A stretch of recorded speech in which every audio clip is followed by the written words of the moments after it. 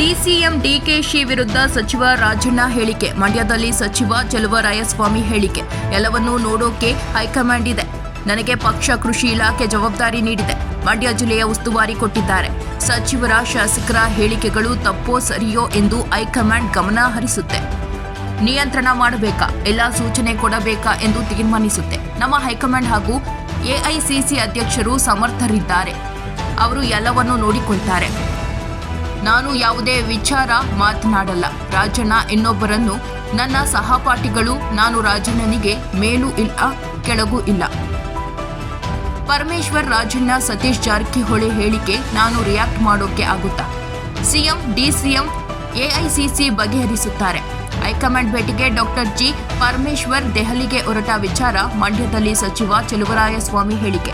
ಯಾರು ಎಲ್ಲಿಗೆ ಹೋಗ್ತಾರೆ, ಎಲ್ಲಿಗೆ ಬರ್ತಾರೆ, ಯಾರು ಏನು ಮಾಡ್ತಾರೆ ಎಂಬುದಕ್ಕೆ ಮಧ್ಯ ಪ್ರವೇಶ ಮಾಡಲ್ಲ.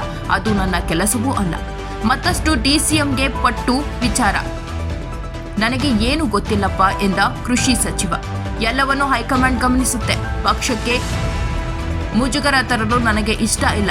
ಪಕ್ಷ ಕೊಟ್ಟಿರುವ ಜವಾಬ್ದಾರಿಯನ್ನ ಪ್ರಾಮಾಣಿಕವಾಗಿ ನಿಭಾಯಿಸುತ್ತೇನೆ. ಇದೆಲ್ಲ ನೋಡಲಿಕ್ಕೋಸ್ಕರನೇ ಹೈಕಮಾಂಡು, ರಾಜ್ಯದ ಹೈಕಮಾಂಡು, ಮುಖ್ಯಮಂತ್ರಿಗಳು, ಅಧ್ಯಕ್ಷರು ಇದ್ದಾರೆ. ಅವರು ಮಾತಾಡ್ತಾರೆ. ನನಗೆ ನಮ್ಮ ಪಕ್ಷ ಕೊಟ್ಟಿರೋ ಜವಾಬ್ದಾರಿ ಕೃಷಿ ಇಲಾಖೆ, ಮಂಡ್ಯ ಜಿಲ್ಲೆ. ರಾಜ್ಯ ಮಟ್ಟದಲ್ಲಿ ಕೃಷಿ ಇಲಾಖೆ ನೋಡ್ಕೊಳಕ್ಕೆ ಹೇಳೋರೆ, ಅದನ್ನು ನೋಡ್ಕೊತೀನಿ. ಮಂಡ್ಯದಲ್ಲಿ ಜಿಲ್ಲೆನ ಸಮಸ್ಯೆಗಳು ಆಗು ಹೋಗುಗಳ ಬಗ್ಗೆ ಗಮನ ಹರಿಸೋಕ್ಕೆ ಹೇಳೋರು ಹೇಳ್ತೀನಿ. ಪಕ್ಷದಲ್ಲಿ ಯಾವ ಮಂತ್ರಿಗಳು, ಶಾಸಕರು, ಪಕ್ಷದ ನಾಯಕರುಗಳು ಏನು ಮಾತನಾಡ್ತಾರೆ, ಅದನ್ನು ಸರಿಯೋ ತಪ್ಪೋ ನಿಯಂತ್ರಣ ಮಾಡಬೇಕು, ಸೂಚನೆ ಕೊಡಬೇಕು, ಎಲ್ಲವನ್ನು ನಮ್ಮ ಪಕ್ಷದ ಹೈಕಮಾಂಡು ಭಾಳ ಗಮನ ಹರಿಸುತ್ತೆ. ಅವ್ರು ತೀರ್ಮಾನ ತಗೋತಾರೆ. ಅವ್ರು ಸಮರ್ಥರಿದ್ದಾರೆ. ನಮ್ಮ ಅಧ್ಯಕ್ಷರು ಮೊದಲೇ ಹೇಳಿದ್ದಾರೆ, ನಾವು ತಗೋತೀವಿ ಅಂತ. ಖರ್ಗೆ ಅವರು, ಸಿದ್ದರಾಮಯ್ಯನವರು, ಡಿ ಕೆ ಅವರು ಏನು ಸಣ್ಣ ನಾಯಕರಲ್ಲ, ಅವರು ದೊಡ್ಡ ನಾಯಕರು. ಅದರಿಂದ ಅವ್ರು ನೋಡ್ಕೋತಾರೆ. ನಾನು ಯಾವ ವಿಚಾರನೂ ಮಾತಾಡ್ಲಿಕ್ಕೆ ಹೋಗಲ್ಲ. ಎಲ್ಲವನ್ನು ಪಕ್ಷ ತೀರ್ಮಾನ. ನಾನು ಹೇಳಿದ್ನಲ್ಲ ಗುರು, ಪಕ್ಷ ತೀರ್ಮಾನ ತಗೊಳುತ್ತೆ. ಪಕ್ಷಕ್ಕೆ ಬಿಟ್ಟದ್ದು ವಿಚಾರ.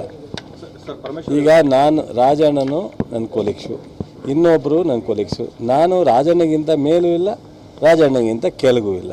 ನಾನು ಈಗ ಪರಮೇಶ್ವರ್ ಮಾತಾಡಿದ್ರೆ ನನಗೆ ರಿಯಾಕ್ಟ್ ಮಾಡೋಕ್ಕಾಗತ್ತಾ? ರಾಜಣ್ಣ ಮಾಡಿದ್ರೆ ರಿಯಾಕ್ಟ್ ಮಾಡೋಕ್ಕಾಗತ್ತಾ? ಸತೀಶ್ ಜಾರಕಿಹೊಳಿ ಮಾಡಿದ್ರೆ ರಿಯಾಕ್ಟ್ ಮಾಡೋಕ್ಕಾಗತ್ತಾ? ಅದು ನನಗೆ ಸೂಕ್ತ ಅಲ್ಲ.